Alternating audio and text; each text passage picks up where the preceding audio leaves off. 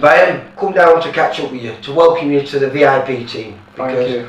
You put pen to paper, but it's not all done and dusted. You've still got your medicals and a few other things, and got to see the board and all that. But if everything goes sweet, sometime before the end of this year, we hope to get you out at least once. Yeah, fingers crossed, hopefully twice. Yep.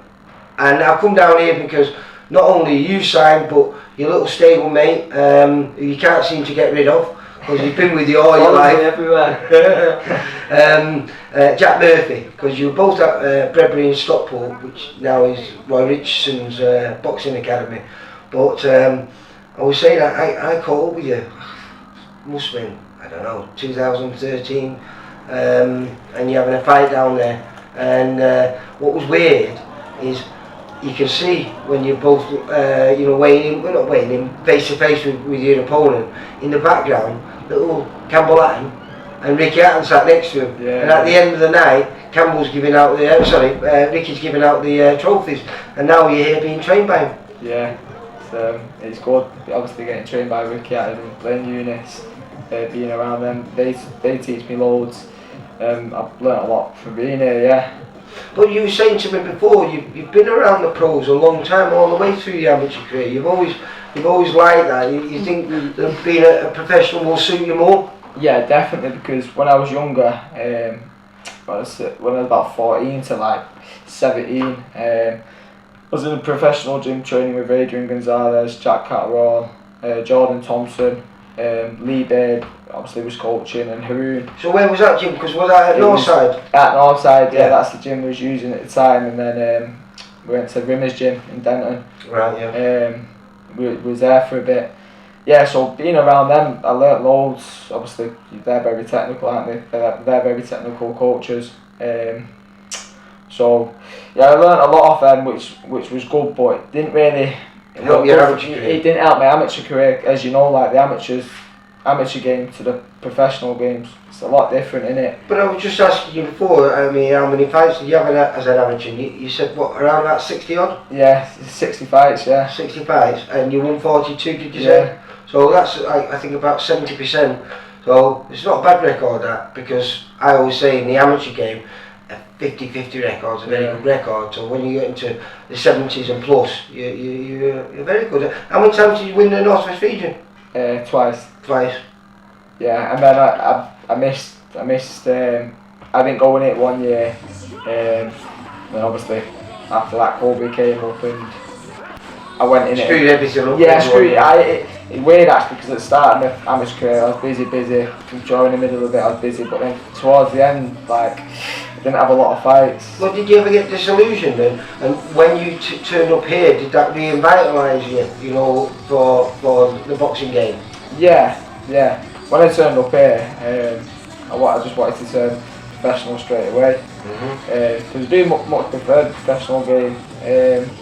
But because I didn't fight for so long, and then I was out for a year and a half with my hand injury, I thought, do you know what, maybe it's a good idea going in the ABAs again. I did go in them, beat a kid from Lee in the semis, and then got to the final of our region. Was meant to box Yusuf, but then Ricky and Blaine. That's a kid from my old amateur gym, Bridgewater, but he pulled out through injury or something. He's pulled out a couple. He's pulled out before. We have fought each other before, me and Yusuf twice. Yeah. What was the scorecards on them? So he beat me the first time and I beat him second time. Yeah. So it would have been a rubber match at them. Yeah. But I was up for it. So yeah. It happens lots of times. Yeah, it happens. But I think at the time I was annoyed, but I think down the line it's obviously for the best. Like now I'll be able to go further in my professional career. Because then you should have met him in the North West final again, because I filmed him. I think he had a good result in the semi-finals. You got a bye all the way to the final, but then you damaged your hand, didn't you? No, so that was the time before. Oh, was that the time before? Yeah. Right, I get all confused. I got by to the final, but then he pulled out, and then the time after, I won my semis, got to the final, but then Ricky and Blaine had to pull me out. Right. Yeah. So how do you feel your pro career is going to go, mate? Yeah, I feel like it's going to go well. Like we were saying, I feel like I am more suited to the professional game. I've always liked it since being younger. So what I learned when I was younger, a lot of that has stayed with me. And obviously Blaine and Ricky, they taught me a lot. And even when I've been like sparring professionals, I perform well with them. Well, I said I'd not seen you for a long while, and I came down here to do an interview with Kane Gardner. It's not been announced yet, it's going to get announced I think today, but there's a big fight on the horizon for him, which should be an absolute cracking fight. But I watched you do 6 rounds with him. I was really impressed with you, mate, really impressed. You wouldn't have known, I think at the time Kane was, I don't know, 8 or 9 and 1 or something like that. And obviously you unboxed as a professional, and you didn't look out of place, mate. And I was really impressed. You know how highly we think of Kane. Yeah. Kane's sharp. Since that day you came and watched me and him spar, he's used me for a couple camps since. We've had some good spars, and he was here last week. That must have been good confidence boost. Oh yeah, it was good for me because, as you know, Kane's a very good boxer. And you need that, don't you? Well, I'm just saying, it gives you confidence when you know that someone, listen, they don't invite you back or ask to come back down here if you're not bringing something to the table, if they're not benefiting from it. And obviously, you prepared him well, because I think he ended up going up to Scotland and winning a fight against a bit of a beast of a man. Yeah, he did. And yeah, like you say, he's got a fight getting announced tomorrow. I was sparring last week, and he was sharp, so I think he'll smash his next fight. Well, we don't know, but it's going to be a great fight, I'd say. I think I'm going to do an interview with his manager, your manager now, Steve Wood, later on, and it might get announced, but we've got to wait on for that. Yeah. But what I can't wait for is for you to make your debut. We're not sure when it's going to be, but we think hopefully before October.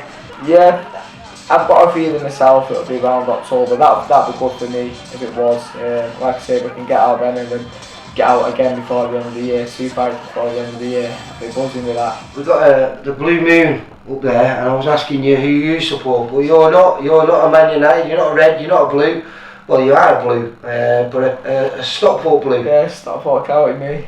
Well, yeah, blue and white, is it, Stockport? Yeah, blue and white. And we got another kid who signed with us, a kid called Reese Woods, and I think he's a big Stockport County fan. So. Yeah, I've seen him here. We came down sparring Brett. Yeah. Well, I presume that'd be something that you would love further down the line. To sell out County. Yeah. Dream come true, that. Yeah. What would your, just now? I mean, I know your aspirations are going to change as your career develops and all that. But where would you like to be in, let's say, 6, 7, 8 years time? What would you like to have achieved? A lot of money. But obviously money comes with titles, so what title would you, what was your first step in? I remember speaking to Brad, and he always wants the British title. That's the be all and end all for him. Anything that comes beyond that is a massive bonus.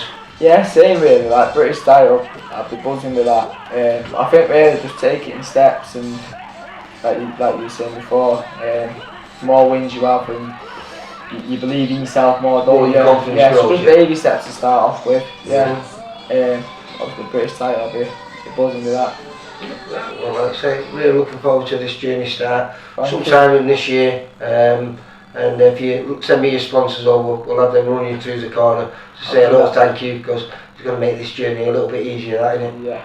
Thank you. Nice one, mate. You take care, mate. For all boxing info, news and latest interviews, amateur and pro, across the north, click and subscribe. VIP Boxing Promotions. Also Twitter, Instagram and Facebook.